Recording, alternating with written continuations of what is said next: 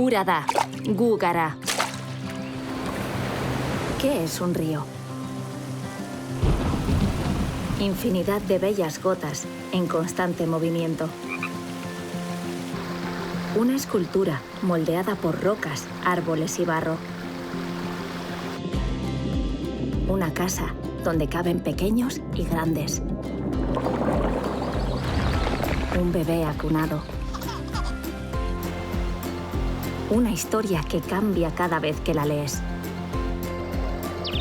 Una línea sinuosa. Un animal que ha sido puesto en libertad. Un espejo que te devuelve lo que le das. Una vida que nace en el monte y muere en el mar.